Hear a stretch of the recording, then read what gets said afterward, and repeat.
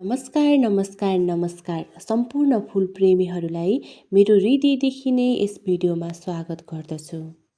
फुल प्रेमीहरू मात्र नभएर यदि झुक्किएर पनि यस भिडियोमा कोही आइपुग्नु भएको छ भने उहाँहरूलाई पनि मेरो यस भिडियोमा हृदयदेखि नै स्वागत गर्दछु। कृपया यस भिडियोलाई अन्त्यसम्म हेरेर मलाई साथ दिनुहुनको लागि म विनम्र अनुरोध गर्दछु। भिडियो के को बारेमा हो भनेर मैले हजुरहरूलाई बताइरहनु आवश्यक म ठान्दिनँ, किनभने हजुरहरूले भिडियोको टाइटल र थम्बनेल हेरेर अथवा यो चलिरहेको भिडियो हेरेर पनि थाहा पाइसक्नु भएको छ कि यो भिडियो आखिर के को बारेमा हो त भनेर। आज म हजुरहरूसँग युफोर्बिया मिलीसँगको मेरो अनुभवहरू साझा गर्दैछु। हुन त अनुभवहरू जस्तो पनि हुन सक्छ। युफोर्बिया मिलीसँग पनि कसैको अनुभव एकदमै राम्रो हुन सक्छ भने कसैको अनुभव नराम्रो पनि हुन सक्छ। जे होस्, युफोर्बिया मिलीसँग सम्बन्धित केही जानकारीहरू म हजुरहरूसँग साझा गर्दैछु जो नितान्त मेरो अनुभवमा केन्द्रित रहेको छ।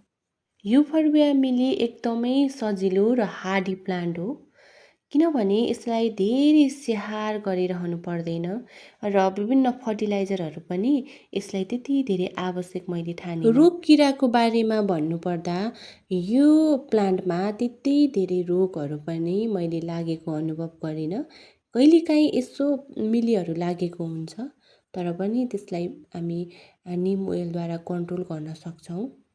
यो फुलले अलिकता गर्मी मन पराउँछ र चिसो मौसममा यसले जसरी गर्मी मौसममा फुल फुल्छ त्यसरी प्रशस्त मात्रामा फुल नफुले तापनि हल्का फुल्का फुल हामी जाडोमा पनि यस बिरुवामा हामी पाउन सक्छौँ। यो फुल बाह्रैमासे फुलिरहने फुलहरूमध्ये पर्दछ, जसले कार्यव्यस्तताको कारणले फुलहरूको स्याहार सुसार गर्न भ्याउनुहुन्न र पनि फुल मेरो घरमा रहोस् र फुलिरहोस् भन्ने चाहनुहुन्छ, उहाँहरूको लागि यो फुल एकदमै पर्फेक्ट रहेको छ। र जस पनि अल्छी हुनुहुन्छ अथवा फुलमा पानी राख्न बिर्सिरहनुहुन्छ, उहाँहरूको लागि पनि यो फुल एकदमै उत्तम रहेको छ। किनभने यस फुललाई अरू फुलहरूमा जसरी पानी राखिरहन पर्दैन, तर यस फुलको जराको माटो हामी सुकेको पाउँछौँ अथवा पूर्ण रूपमा सुकेको पाउँछौँ, तब हामी यस फुलमा पानी हाल्न सक्छौँ। कहिलेकाहीँ हामी फुल प्रेमीहरू अति नै प्रेम गरेर पानी ज्यादा दिन्छौँ, तर यो फुलले ज्यादा पानी मन पराउँदैन। यो फुलले आफ्नो डाँठमा पानी जम्मा गरेर राखेको हुन्छ, जसको कारणले गर्दा यसलाई हामी पानी दिइराख्नु आवश्यकता हुँदैन। तर यदि हामीले पानी दिइराख्यौँ भने यसको जरा र डाँठहरू चाहिँ कुहिने सम्भावना बढेर जान्छ र डाँठ र जरा कोही नहाले तापनि कहिलेकाहीँ कम फुल्ने अथवा फुलै नफुल्ने समस्या पनि यस फुलमा आउन सक्छ। तर हामीले आवश्यकता अनुसारको पानी राखिदियौँ भने र बिहानदेखिको बेलुकासम्मको मजाले घाम लाग्ने ठाउँमा हामीले यस फुललाई राखिदियौँ भने जाडो मौसममा पनि यस फुलले एकदमै राम्रो गरिकन फुल फुल्छ। यो फुल पनि हामी अरू फुलहरू जसरी विभिन्न कलरहरूमा पाउन सक्छौँ। विशेष गरिकन यो फुल हामी कमन रूपमा रातो अनि पहेँलो अनि गुलाबी रङमा पाउन सक्छौँ र कहिलेकाहीँ मिश्रित रङमा पनि हामी यस फुललाई पाउन सक्छौँ। यो फुलको माटो मिश्रण चाहिँ हामीले पानी एकदमै धेरै नजम्ने खालको र आवश्यकता मात्रामा पानी अडिने र बाँकी पानी सर्लक्क निस्किने खालको बनाउनु पर्छ।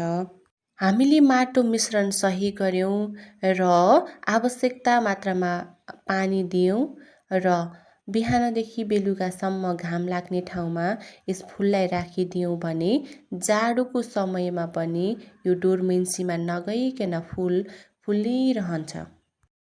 यस फुललाई हामीले कटिङ गर्दा अलिकता ध्यान दिनुपर्छ, किनभने यसको डाँठहरूमा एकदमै तिखा तिखा काँडाहरू हुन्छन् र यसको पात फुल अथवा डाँठ हामीले काट्यौँ र चुड्यौँ भने त्यहाँबाट दुध जस्तो तरल पदार्थ निस्किन्छ जसले चाहिँ हाम्रो स्किनमा लाग्यो भने इरिटेसन हुने, चिलाउने जस्ता समस्याहरू पनि देखिन सक्छ।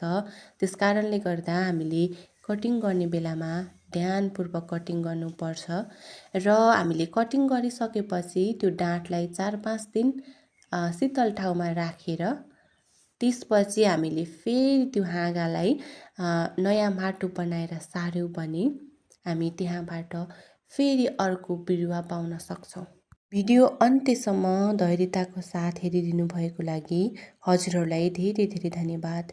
यदि यो भिडियो हजुरलाई मन परेको छ भने हजुरहरूले लाइक, कमेन्ट र सेयर गर्न सक्नुहुन्छ र मन परेको छैन भने पनि सल्लाह सुझाव दिन सक्नुहुन्छ। नमस्कार।